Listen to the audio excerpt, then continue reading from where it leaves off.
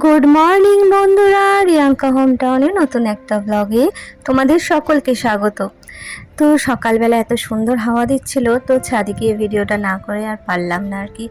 এত সুন্দর হাওয়া দিচ্ছে আর এত নাইস ওয়েদার। আর দেখো, তারপরে সংসারের কাজকর্ম সেরে চলে গিয়েছিলাম রান্নাগুলো সারতে। তো মুগের ডাল করেছিলাম আর পোস্ত পটল করেছিলাম, তো সেটাই তোমাদের সাথে শেয়ার করে দিলাম। তো চলো সঙ্গে থাকো।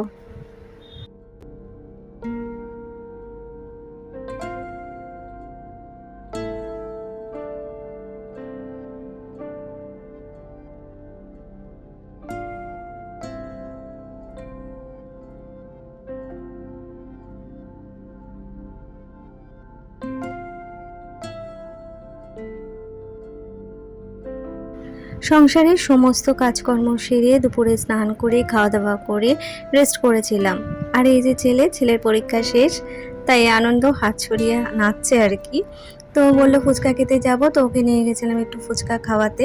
তা আমি যে দাদাভাইয়ের কাছে খাই আর কি, সেখানেই যাই, মানে এই দাদাভাইয়ের কাছে ছাড়া ফুচকা খেয়ে কোথাও মজা পাই না অ্যাকচুয়ালি। যাই হোক, তো এই কম্বল একটা কেচে দিয়েছে আমার হাজব্যান্ড, তো সেটাকে আমি প্যাক করে দিলাম, আর একটা বাইরে রয়েছে। আর এই চুলটা তোমাদের দেখাচ্ছি, কারণ ভিডিও হিসাবে এটা আমার কাছে গচ্ছিত থাকবে।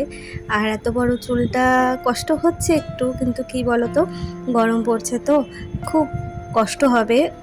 এত বড় চুল নিয়ে আমার প্রত্যেক বছর আমার র্যাশ বেরিয়ে যায়, মাথায় ভীষণ প্রবলেম হয়। তো সেই কারণেই আমি চুলটা কাটার সিদ্ধান্ত নিয়েছি।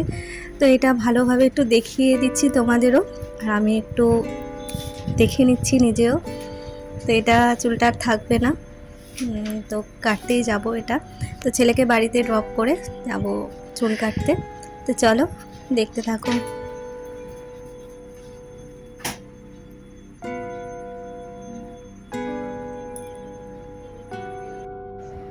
এই যে সেলুনটাতে আমি গিয়েছিলাম, এখানে যে পেছনে দাদাকে দেখছো, এই দাদার কাছ থেকে আমি আগেও একবার চুল কেটেছিলাম। কি বলো তো, এরা পুজোর আগে গিয়েছিলাম তো, খুব ভালোভাবে কেয়ার নিয়ে কাটতে পারে না। কিন্তু একটা কথা এরা বারবারই বলে, এই দিনও তারা একটা কথাই বলেছে, তোমার চুলের স্ট্রাকচারটা খুবই ভালো, খুবই সুন্দর লেন্দি হেয়ার আর স্ট্রেট হেয়ার, তুমি চুলটাকে কেটো না, চুলটা ট্রিটমেন্ট করো।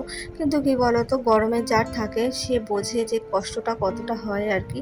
আর এই চুল তো আমি ছাড়তে পারবো না, এই নিয়ে সংসারের সমস্ত কাজ করতে হবে, মাথার চুল ঘামিয়ে যায়, ডেলি ওয়াশ করা হয় না।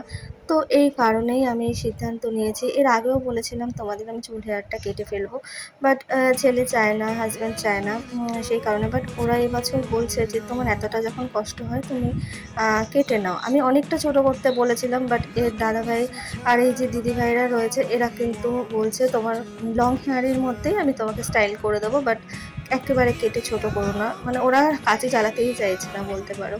তো যাই হোক, এইভাবে অনেক গল্প করছিলাম দিদিদের সাথে।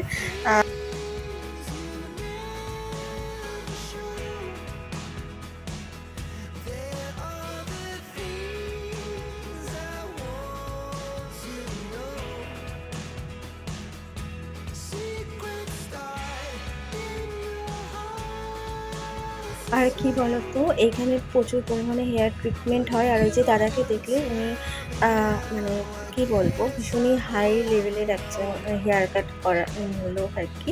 তো সে বলছে, আমি বলছি যে ওনাকে যে আমি টাকা দিচ্ছি, চুল আমার, আমি কাটাবো, কিন্তু তোমরা কেন কাটতে চাইছো না? তো সেটা শুনে দিদিভাইরা ভীষণ পরিমাণে হাসছিল আর কি। তো এই নিয়ে অনেক গল্প করেছিলাম।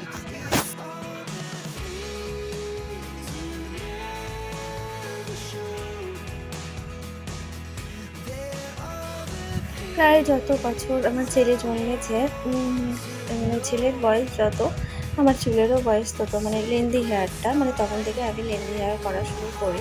আমার কিন্তু এর আগে শর্ট হেয়ারই ছিল, বিয়ের সময়ও আমার শর্ট হেয়ার ছিল, বিয়ের পরে আমার বেবি হওয়ার পর কিন্তু আমি চুলটাকে লেন্দি করি। এত লেন্দি চুল আমার আগে ছিল না, খুব শখ ছিল যে কোমর অবধি চুল হবে, তো সেটাই করেছিলাম। কিন্তু হঠাৎ করে ২-৪ বছর ধরে দেখছি এতটা প্রবলেম হচ্ছে, বিশেষ করে গরমকালে। তো সেই কারণে হেয়ারটা কাটলাম। আরেকটা বিশেষ কারণ যেটা হলো, একই লোকের না নিজেকে দেখতে খুব একটা ভালো লাগে না, জানো তো? একটু ঘুরিয়ে ফিরিয়ে যদি নিজেকে তুমি প্রেজেন্ট করতে পারো বা নিজেকে তুমি আয়নার সামনে দেখতে পাও, তাহলে কিন্তু বেশ ভালো লাগে দেখবে। তো এটাও একটা রিজন। একইভাবে নাই নাই করে ৭-৮ বছর ধরে একই রকম লেন্দি হেয়ার আমার রয়েছে। তো এরকম লেন্দি হেয়ারটা আমার এখন আর ভালো লাগছে না। আমি নিজেকে একটু অন্যভাবে দেখতে চাইছিলাম, এটাও সত্যি কথা। তো সেই কারণে আমি একটুখানি চুলটা কাটলাম। তো দেখতেই পাচ্ছ এতটুকু লেন্থ রেখেছে, আর বাদবাকিটা কেটে উড়িয়ে দিয়েছে। তো একটু ভালোও হয়েছে, একটু হালকা হয়েছে মাথাটা, মানে এত ভারী তো চুলগুলো ছিল, তো একটু হালকাও হয়েছে।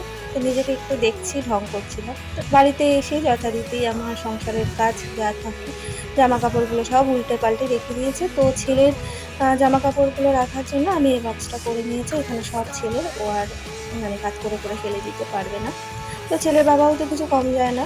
তো দেখতেই পাচ্ছ সব জামাকাপড়গুলো ভাঁজ করছি এসে, আমার তো আর রেস্ট নেই। তো চলো দেখতে থাকো, সঙ্গে থাকো।